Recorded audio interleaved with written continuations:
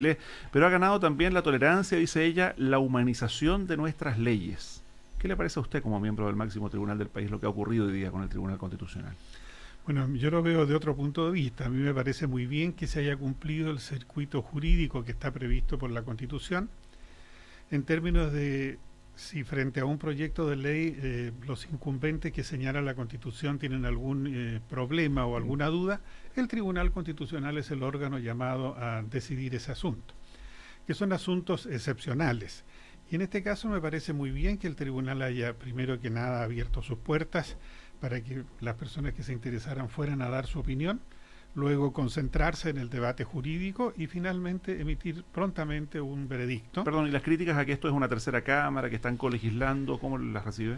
Bueno, es una opinión muy respetable, pero no la comparto en el sentido de que si la Constitución tiene previsto un órgano que dirima este tipo de asuntos, hay que recurrir a eso y no hay que tenerle miedo.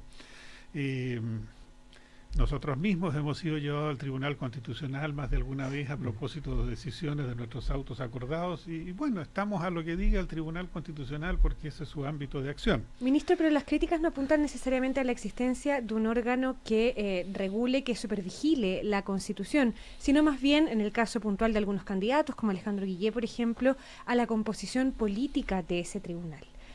Dicen hoy qué habría pasado si se hubiera acogido los requerimientos de Chile Vamos, el debate estaría siendo otro y estaríamos pensando en eso. ¿No es necesario abrir una discusión en torno a esa situación? Es posible, es posible. Siempre la integración de los tribunales constitucionales ha sido motivo de más de alguna discusión y podría ser el momento ahora o en el próximo periodo presidencial de discutir, ¿no es cierto?, uno, la integración y dos, la forma de nombramiento de los integrantes del tribunal. Pero designado el tribunal y estando en funciones y correspondiendo a decidir este asunto, es el órgano llamado a hacerlo y lo ha hecho y yo de lo que me felicito es que lo ha hecho de esta manera y prontamente. Cuando digo de esta manera, digo recibiendo opiniones, deliberando en lo jurídico y decidiendo. Y la decisión es la que todos conocemos, ¿no es cierto? Y yo respeto. Y respecto del fondo de lo que hoy día se decidió, del despenalizar, el rechazar, digamos, la presentación, las dos presentaciones de Chile Vamos y definitivamente aprobar lo que había aprobado el Congreso. Bueno, yo pienso que, como sucede siempre en los tribunales colegiados, suele haber opiniones diversas en la interpretación de alguna materia. En este caso es evidente que las hubo, pero hubo una mayoría que es importante. ¿Usted está con el voto de mayoría o el de minoría? Si a mí me hubiese tocado decidir, yo estaría con el voto de mayoría. O sea, habría rechazado los requerimientos de Chile Vamos. Uno.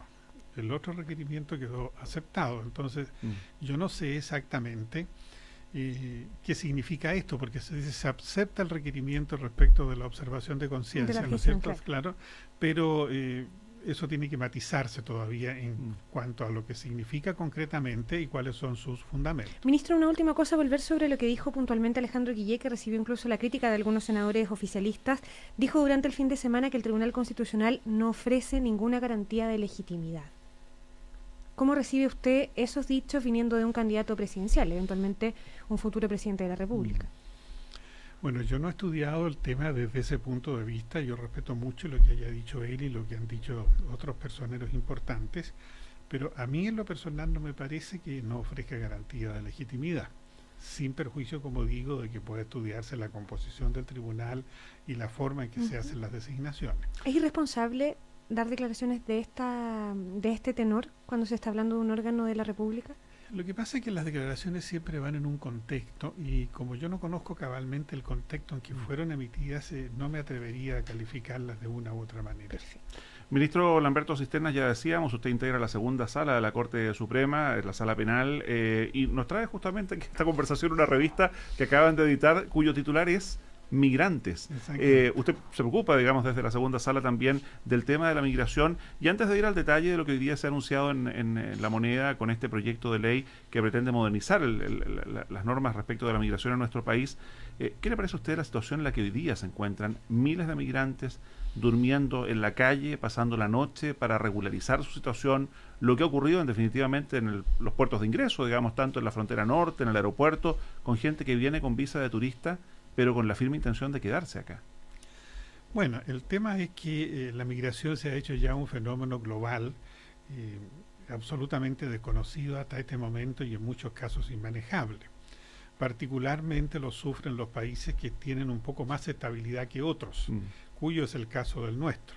Entonces es receptor de migrantes de distintos lugares de América y de otras partes también. Y ciertamente no estábamos preparados para ello.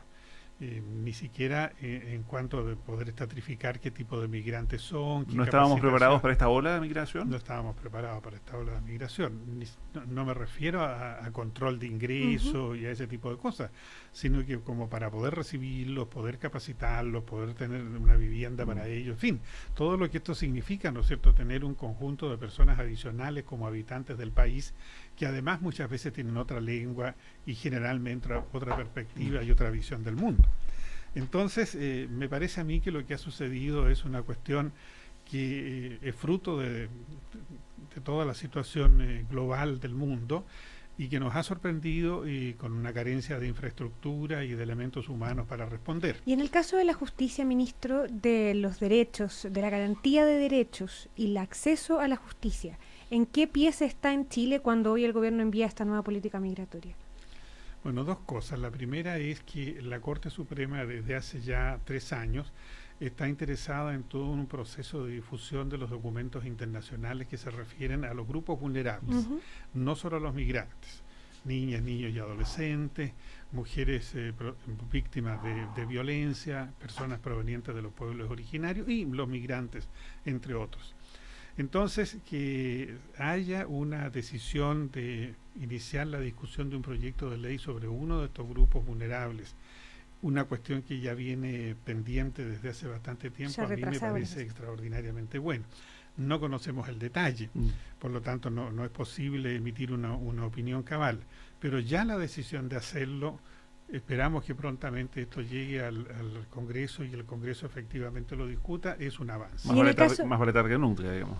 Es un avance. Y en el caso del acceso a la justicia, ¿cuáles son los principales problemas de acceso a la justicia que tienen los migrantes? Porque en algún minuto se discutió mucho también al calor de las campañas presidenciales, las campañas parlamentarias, de la criminalización de alguna manera de los migrantes. ¿Cuáles son los principales problemas que tienen con la justicia y los principales problemas que tienen de acceso a la justicia?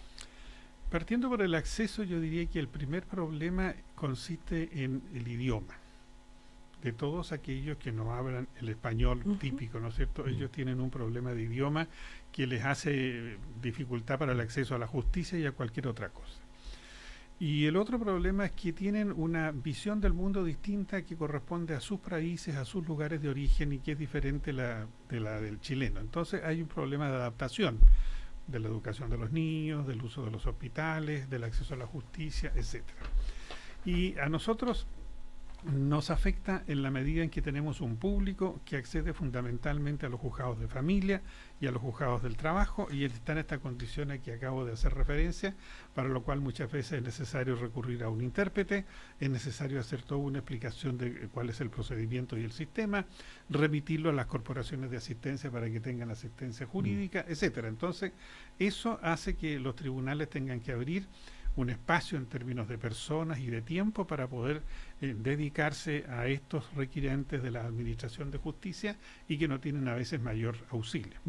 Ahora, esta política migratoria, como usted bien dice, todavía no se conocen los detalles, es parte de hecho del debate político que se va a conocer recién la próxima semana, cuando además se plantee la interpelación al ministro del Interior, pero la presidenta hoy día hablaba de 4 ejes: no discriminación, libre tránsito, migración segura y normas internas de regulación migratoria. ¿Dónde cae acá o cuán urgente debiera ser para usted el hecho de impedir directamente el ingreso de personas que tienen problemas con la justicia en sus respectivos países? Bueno, ese es un problema de decisión dentro del conjunto de la normativa legal. ¿Cuáles son los problemas? Hay que definir qué llamamos un problema con la justicia y cuál es la dimensión del problema. Una persona que haya delinquido y que no haya cumplido su pena o que esté prófugo. O sea, se establecen según el proyecto del gobierno hoy el uso de documentos falsos adulterados, tener vigente una prohibición de ingreso, haber sido condenado, tener juicios pendientes, prófugo por asociación ilícita y otros tantos, digamos. Bueno, dicho así en general me parece bien, digamos, es un catálogo de situaciones que podrían permitir impedir, ¿no es cierto?, el acceso de las personas que estén en esta situación. Punto siguiente es si esos delitos son los delitos más graves según nuestro propio Código Penal. Probablemente no lo sean por la pura enumeración. punto siguiente también ahora a continuación es ver cómo acreditamos al momento del ingreso de la persona este tipo de delito, esta situación. No estamos todos los países en línea, no tenemos toda la información, ¿no es cierto?, inmediata, ni siquiera la tenemos dentro de Chile. Entonces ahí podemos tener, ¿no es cierto?, un problema que puede asemejarse en algún momento a la problemática actual, en que muchas veces por falta de esta infraestructura la reacción de la autoridad administrativa es muy tardía. Y cuando llega la expulsión, recurren, ¿no es cierto?, de amparo o de reclamación administrativa y después judicial, y las cortes están decidiendo que no sean expulsadas estas personas por el largo tiempo transcurrido y por el perjuicio a su familia o a su situación laboral. Eso justamente le iba a preguntar, porque ahí la situación cambia, ministro Lamberto Cisternas, porque el gobierno también en este proyecto dice que se van a establecer causales graves para decretar la expulsión del país. Pero ahí hay dos situaciones. Alguien que esté acá por un corto tiempo, que no haya hecho su vida, y alguien que, por el contrario, sí lo haya hecho, que tenga hijos insertos en el sistema escolar. ¿Cómo reacciona la justicia desde ese punto de vista? ¿Cuáles son las herramientas que necesita la justicia? Bueno, la justicia reacciona como suele hacerlo, ¿no es cierto?, o debería hacerlo frente a todos los casos, caso a caso, examinando cuál es la situación concreta del caso particular que le toca. Pero a nivel legal, ¿debieran diferenciarse esos casos? Deberían diferenciarse o a lo menos darse los elementos en la ley para que uno pueda hacer la diferencia. Perfecto. Ministro, en beneficio del tiempo no puedo dejar de preguntarle por otro hecho que está haciendo noticia. Hoy se ha iniciado en Temuco la investigación, el juicio, ¿no?, por la muerte del matrimonio Luxinger Macay, y el fin de semana el ex fiscal regional de la Araucanía, Francisco Oliverich, ha dicho que lo que ha ocurrido en el último tiempo y particularmente la quema de camiones que se vincula al inicio de este juicio era evitable con prevención policial y datos de inteligencia. ¿Qué le parece a usted estas declaraciones y en particular lo que ha estado ocurriendo con cada uno de estos capítulos de violencia en la Araucanía? Bueno, yo creo que toda violencia es, por cierto, repudiable y debería el Estado concentrar la mayor cantidad de esfuerzos en prevenir y en investigar. Entonces, probablemente estamos frente a un problema de inteligencia para la prevención y también para la investigación, porque en definitiva, más allá de que esto se tipifique como delito común o como delito terrorista, en definitiva nuestro inconveniente y nuestros escollos han estado en la investigación. O sea, ¿usted coincide con el exfiscal? Yo digo lo que digo, yo creo que en definitiva deberíamos tener una mayor prevención, ¿no es cierto?, y deberíamos tener una mejor investigación. Ahora, eso puede ser un problema de recursos, puede ser un problema de capacidades personales, puede ser un problema de inteligencia. Eso yo no lo conozco en detalle porque no conozco la situación concreta, pero visto desde lejos, parece que ya tenemos una seguidilla de ocurrencias de estos acontecimientos que hace pensar de que podríamos tener una previsión inteligente de esto o una mayor seguridad, ¿no es cierto?, o de vigilancia dentro de las condiciones particulares que tiene la zona. Sobre la ley antiterrorista, ministro, y esta ha sido una última, porque siempre surge la discusión en torno a eventuales modificaciones, en torno a los abusos, en torno a las ineficiencias incluso de la propia ley. ¿Cuál es su posición con respecto a esa norma? Yo creo en estos casos, en la resolución finalmente de estos casos y de este conflicto. Yo creo que las normas de la ley antiterrorista deben aplicarse cuando uno tiene elementos que le permitan calificar de terrorista el asunto. Y en este caso, ¿no es cierto?, pudieran darse algunos elementos para pensar que lo que se hace es para causar un temor generalizado, que es como la base que está en toda ley antiterrorista. Hay que ver cuál es el detalle. Sabemos que la ley antiterrorista contiene una exigencia muy fuerte en términos de probar el elemento subjetivo, que en definitiva ha sido el tropiezo para que en definitiva o terminen prosperando las acusaciones por ley antiterrorista. Ministro Lamberto Cisternas, muchísimas gracias por habernos acompañado, además hoy en el estudio de Cooperativa. Gracias, ministro, por venir. Buenas tardes. Nosotros vamos a una breve pausa, ya estamos de regreso con más aquí en Lo que queda del día.